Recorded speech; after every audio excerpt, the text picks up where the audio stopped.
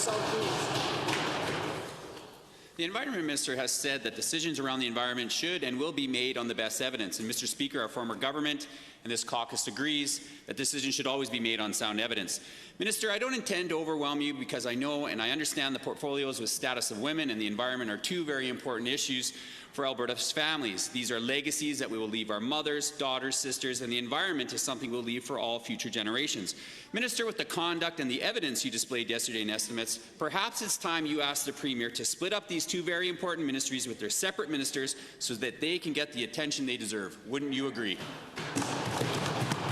Honourable Government House Leader. Thank you very much, Mr. Speaker. That is a decision for the Premier, and I will not presume to speak for her, but I want to assure the honourable member that we have absolutely the greatest confidence in the minister to perform both portfolios. Hear, hear.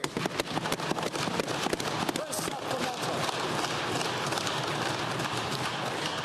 Now, given the fact that the Springbank Dam was based on evidence, the evidence shows that a portion of Springbank Dam will flood to protect Calgary.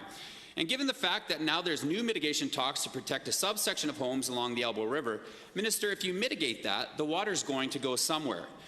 This was a contentious issue for this community in the last flood. So, Minister, what portion of Calgary or community downstream are you now going to tell will flood because of this decision? Honourable Minister of the Environment.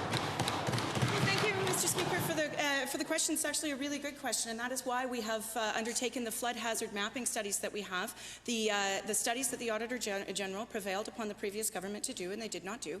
And so we have undertaken that work, and we'll have that conversation this afternoon at estimates because there is a cost associated with it, Mr. Speaker. That was part of the announcement that we made with the Mayor of Calgary on how we move forward on mitigation for both the Elbow and the Bow Rivers, Mr. Speaker.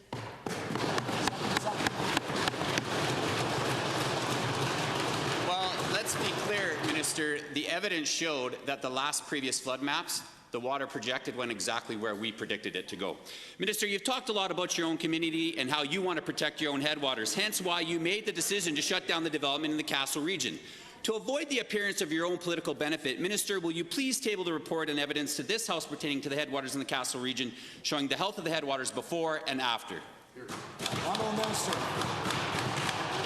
Thank you, Mr. Speaker, for the question. You know, the Castle area, putting it under some form of legislative protection, was a long-standing request of landowners, various people who hold grazing leases, municipalities, and others in southern Alberta. Mr. Speaker, the fact of the matter is that the South Saskatchewan Regional Plan is a good plan, but in some ways it did not listen to the local communities, and on this Castle decision, that was one of them, Mr. Speaker, and we acted.